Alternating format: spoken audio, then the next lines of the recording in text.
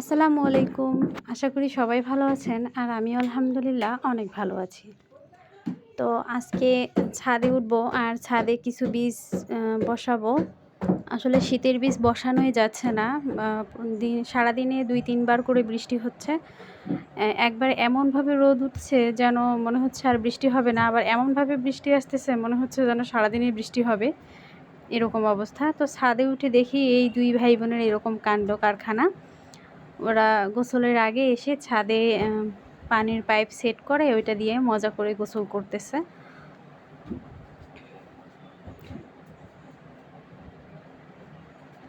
আর এদিকে এই যে বীজ বসাবো, বেগুন গাছ বসিয়েছি এই যে এগুলোতে। আর এই যে এটা করলা এবং লাউয়ের বীজ বসাবোর জন্য রেডি করে রেখেছি।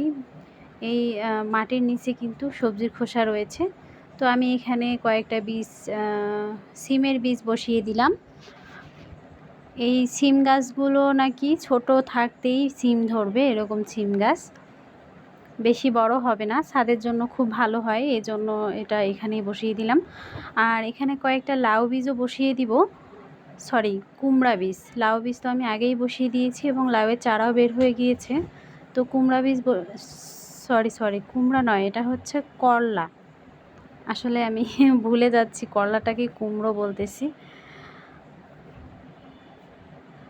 আর করলা বীজ থেকে যখন চারা বের হবে তখন আমি করলার বীজগুলো তুলে নিয়ে অন্য জায়গায় বসাবো। আর এই বস্তাটাতে মানে সিমের বীজগুলো থেকে যে চারা বের হবে সেগুলো রেখে দেবো এবং পরবর্তীতে মাটি বাড়িয়ে দিব।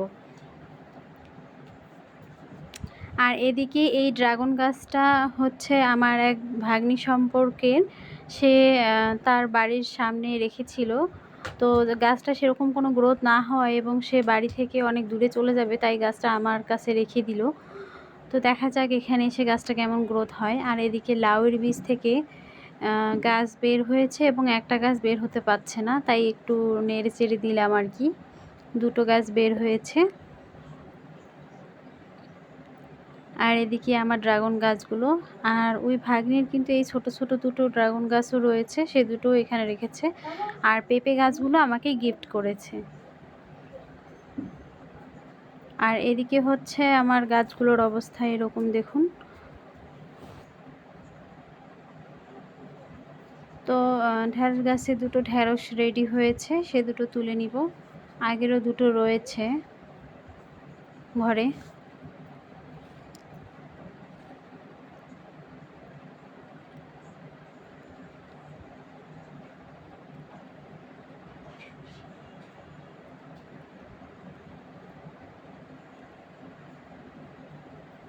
আর দেখুন মেহেদি গাছে আবার ফুলও বের হয়েছে এর মধ্যে। আর একটা নতুন অতিথি এসেছে।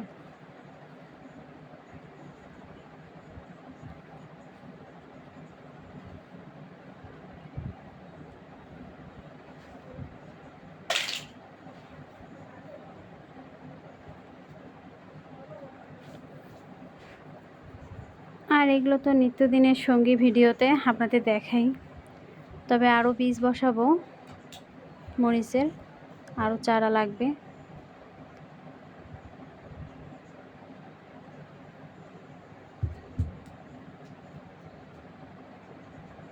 আর অনেক রোদ উঠেছে, এখন দুপুর, সকালবেলা আসতে পারিনি। তো দুপুরবেলাতে অনেক ফুল এখন ঝরে গিয়েছে রোদের মধ্যে। পর্তুলিকা ফুল তো দুপুরের আগেই থাকে, দুপুরের পরে আর থাকে না, সেটা আমরা সবাই জানি। আর এদিকে গাঁদা ফুলটা দিন দিন যেন বড় হচ্ছে। আর সব পুঁই শাক আমি এখানে বসিয়ে দিয়েছি, তো দেখতেছি বস্তার মধ্যে ভালোই গ্রোথ হচ্ছে। ফুল যে অনেক ফুটেছিল সেগুলো এই যে এইগুলো দেখলেই বোঝা যাচ্ছে।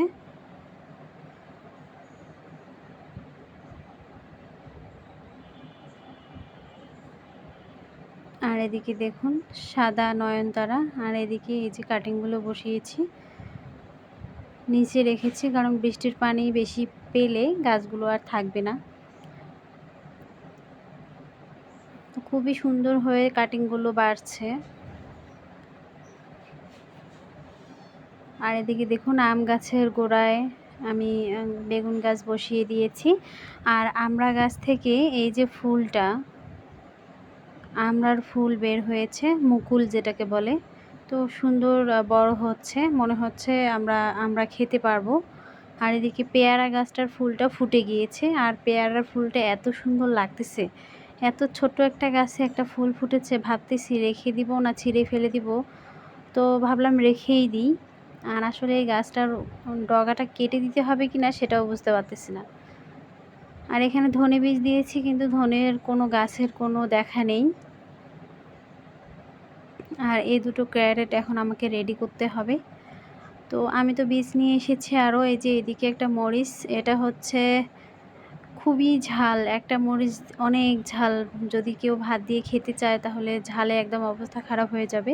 তো এই বীজগুলো আমি আমার বোনের বাসা থেকে নিয়ে এসেছি, আরও রয়েছে ঘরে, তবে আনতে ভুলে গিয়েছি। আপাতত এটাই এখানে ছিটিয়ে দিলাম, করলা এবং সিমের বীজের এখানেও একটু ছিটিয়ে দিলাম।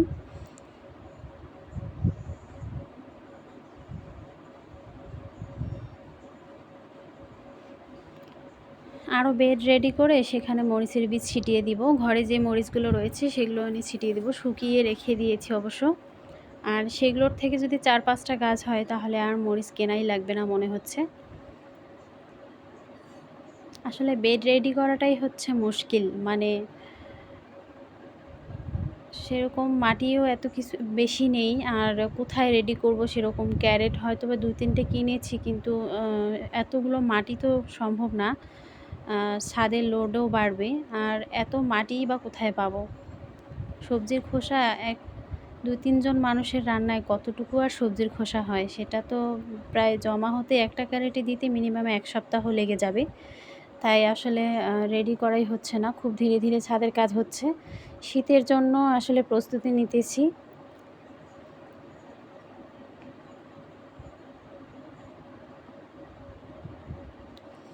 আর এদিকে এদের দুষ্টুমি যেন কমছেই না, এদের গোসল যে কবে শেষ হবে আল্লাহই জানে। আর এদিকে ডালিম গাছটা দেখুন, ডালিম নয়, এটা হচ্ছে আনার।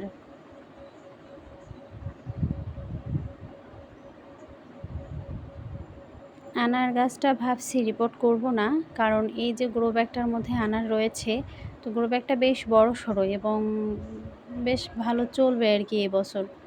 তো যাই হোক, পরে যখন বড় ক্যারেট পাবো ভালো, তখন আমি রিপোর্ট করব। আর এই গাছের নিচে প্রতিনিয়ত ব্রাঞ্চ বেরোচ্ছে আর আমি কেটে দিচ্ছি। আমাকে অবশ্য নার্সারির মালিকও বলেছে যদি ছোট ছোট গাছ বের হয় তো আপনি এটাকে কেটে দিবেন।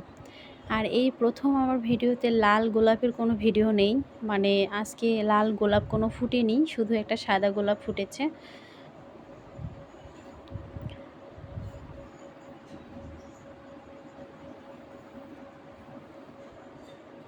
আর এদিকে দেখুন, এটা হচ্ছে হাসনা হেনা। হাসনা হেনার ডাল আমার বড় যা কেটে অনেকগুলো ডাল ছেটে দিয়েছে গাছ থেকে, তো সেখান থেকে আমি একটা ডাল এনে এখানে বসিয়ে দিয়েছি। তো একটা গাছ হয়ে গিয়েছে, এখন দেখা যাক যখন অন্য পটে দিব তখন গাছটা কত বড় হয় এবং কবে ফুল দেয়। তো এদিকেও লাউ বীজ দিয়েছি এই পটটাতে। তো এখানে একটা গাছ বের হয়েছে আর একটার মাথা কেবল বের হয় অবস্থা। এগুলো অবশ্য এখানে রাখবো না, পরবর্তীতে অন্য বস্তায় দিব। আসলে এতগুলো বীজ আমার এখনই বসানো ঠিক হয়নি, আমি ভুলে পুরো প্যাকেটের বীজগুলোই ভিজিয়ে ফেলেছি, আমাদের রাখা উচিত ছিল।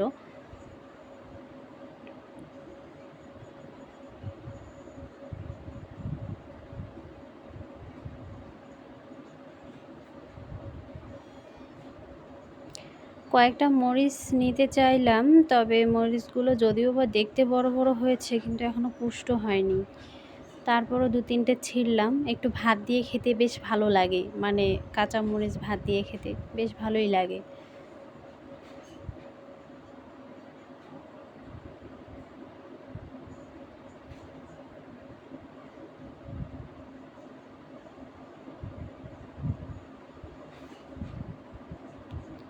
বাড়ির এই কয়েকটা মরিচের গাছ থেকে যদিও বা পরিবারের চাহিদা মেটে না, তবে এবার থেকে চেষ্টা করব মরিচ গাছ খুব ভালো করে করার, যাতে মরিচ আর বাজার থেকে কিনতে না হয়।